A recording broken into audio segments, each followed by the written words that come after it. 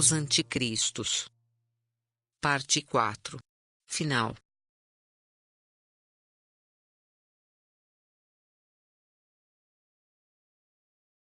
Texto transcrito do livro Resgate nos Umbrais. Ditado pelo Espírito Ramatiz. Psicografado pelo médium Márcio Godinho.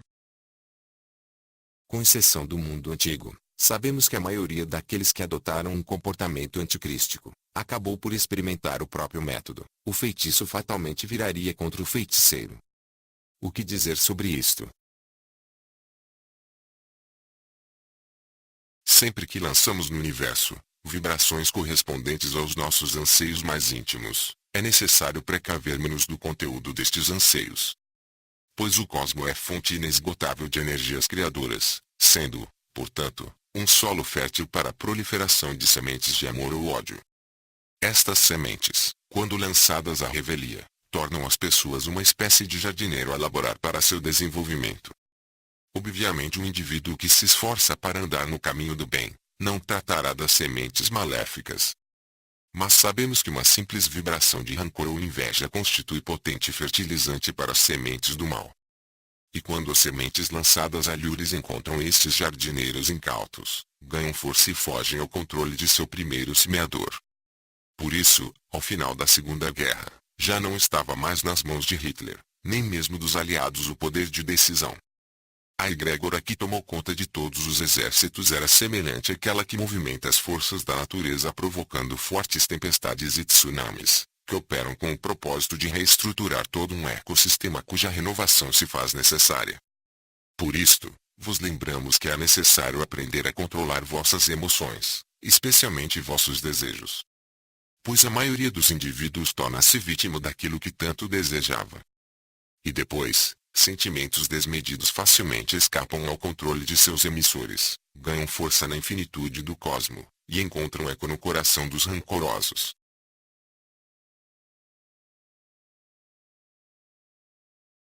Haveria um local específico onde os anticristos jazem após seu desencarne?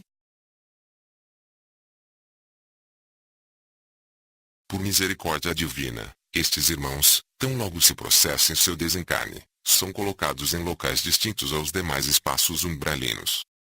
Necessitam entrar em processo de introspecção a fim de que reflitam sobre o resultado de seus atos. Isto não significa que possuam direito a regalias. Ao contrário, iriam experimentar a fúria de uma multidão, o que tornaria aos umbrais um campo de batalha mais ferrenho do que as guerras em vosso planeta. Não podemos dizer que estes irmãos possuem no coração a mais profunda malignidade. Mas certamente foram cegados por propósitos egoísticos e mesquinhos, que os fizeram ir longe demais ao prejudicar seriamente os seus comandados e a sociedade como um todo, atentando para com a integridade humana.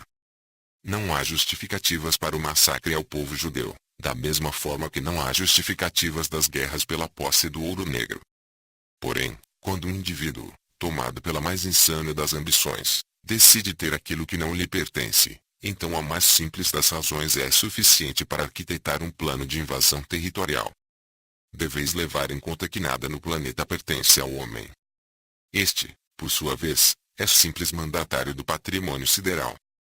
Portanto, constitui vosso dever prezar pelas riquezas disponibilizadas pelo planeta para fins de evolução de vossa espécie.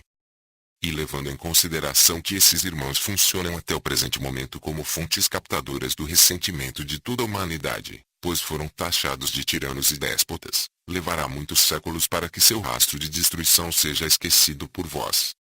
Ou seja, o terrícola se mantém intimamente ligado pelas correntes do ódio dinamizado por aqueles considerados como anticristos. Como forma de permitir-lhes a recuperação da sanidade mental, são isolados em instituições mais retiradas dos umbrais.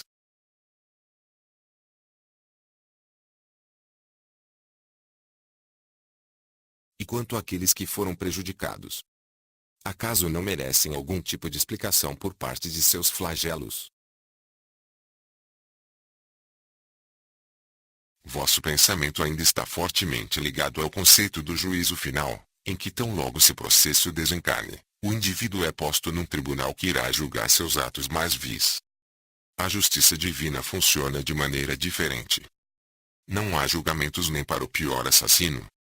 Ao contrário, lhe é concedido o tempo que for preciso para que tome consciência de seus atos e se aliste junto às ordens do bem com o propósito de cooperar para o restabelecimento da paz que um dia furtou. Aos prejudicados, a mesma lição deve ser aprendida. Ninguém avalia os atos de outrem munido de sentimentos inferiores. Enquanto não houver paz no coração tanto da vítima quanto de seu algoz, a harmonia não se estabelece e não será possível um recomeço jubiloso. É certo que uma vinculação kármica se estabeleceu entre vítimas e algozes. Ela deverá perdurar até que o último ressentimento seja dissipado pelos raios do amor. Para que isto se torne uma realidade, é necessário que as vítimas reajam em relação àquilo que sofreram da mesma forma que os algozes necessitam mergulhar no mais profundo estado de humildade sem o qual manterão consigo triste estigma de anticristos. Não estamos mais no tempo de culpar alguém pelas dificuldades que passamos. É hora de o terrícola tomar as rédeas de seu destino e mudar de uma vez por todas seu estado de hibernação espiritual, despertando para a grandeza do universo, reconhecendo ali suas realidades de espírito imortal.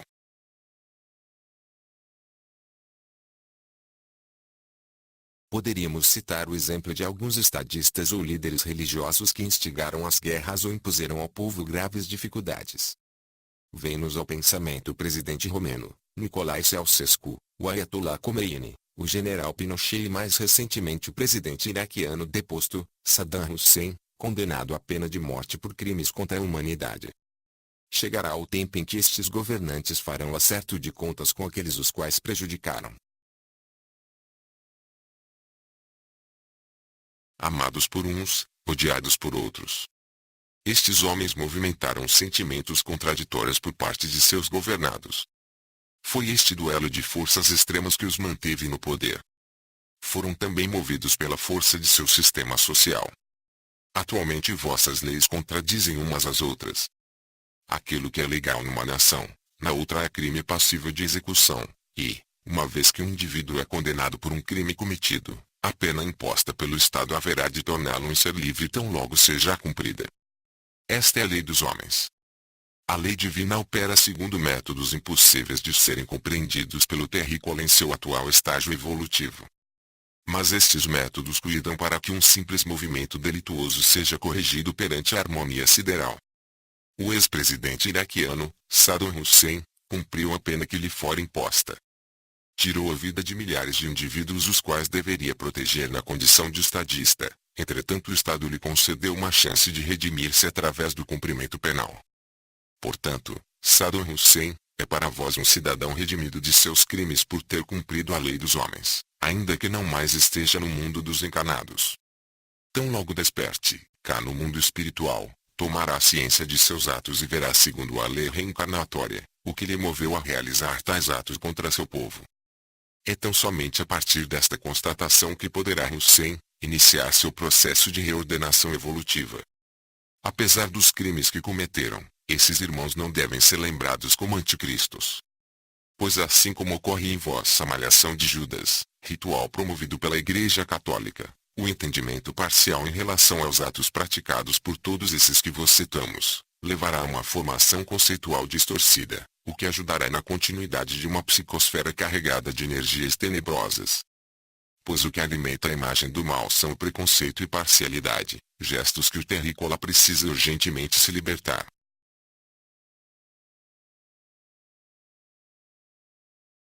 E o que dizer da pena de morte aplicada a Saddam Hussein? Não acreditamos na resolução de um problema quando a punição consiste em derramar sangue pelo sangue anteriormente derramado. Uma sociedade jamais conseguirá atingir pleno estado de equilíbrio se seus membros aderem a uma lei inflexível e baseada apenas no pensamento de extinção. Um homem é movido por um ideal, seja este qual for. Matando este homem, apenas estaremos abrindo espaço para que em breve apareça outro executor mais ferrenho, que adormecido, percebeu que o espaço antes ocupado pelo outro, agora se encontra em aberto. A execução de Saddam Hussein abriu espaço para o surgimento de centenas de outros tiranos, que poderão surgir não somente no Iraque, mas em todo o globo terrícola. Enganam-se vossos governantes ao achar que extinguindo o homem, extinguirão suas ideias. Ao contrário, elas permanecerão soltas na psicosfera planetária e fatalmente encontrarão indivíduos que se fortaleçam nelas. Não queremos manifestar nossa simpatia por este ou aquele indivíduo, ou mesmo justificar que os atos cometidos por este irmão consistem num processo de resgate kármico. Queremos vos dizer que a morte não vos livra de vossos inimigos. E no momento em que eles descobrem isso, tornam-se milhares de vezes mais carnivoristas e ferozes do que anteriormente, e com a vantagem de que a ausência do corpo físico lhes facilita o deslocamento e contato com seus inimigos. Mesmo num momento importante quanto este, não devemos passar por cima do livre-arbítrio de nossos irmãos. E, portanto, se eles desejarem continuar no caminho do ódio e da vingança, haverão de continuar. Sabemos que os trabalhadores do bem operam com grande competência, mas não há como fazer parar um indivíduo cujo ódio lhe move à realização das coisas mais terríveis, exceto o esclarecimento. Estamos vibrando para que o despertar de nosso irmão, Hussein, se dê acompanhado de uma boa dose de bom senso por parte dele.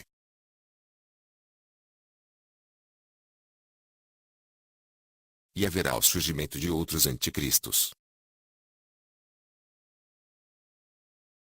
Tudo dependerá do quão rapidamente o terrícola se espiritualizar. Pois já vos dissemos que tais irmãos são movidos pelo combustível refinado por todos os habitantes de vosso planeta. Se cada qual trabalhasse internamente seus sentimentos, tornando-se mais dócil e compreensivo, a psicosfera que alimenta os anticristos terá enfraquecido sensivelmente, e eles escassearão até que desapareçam completamente.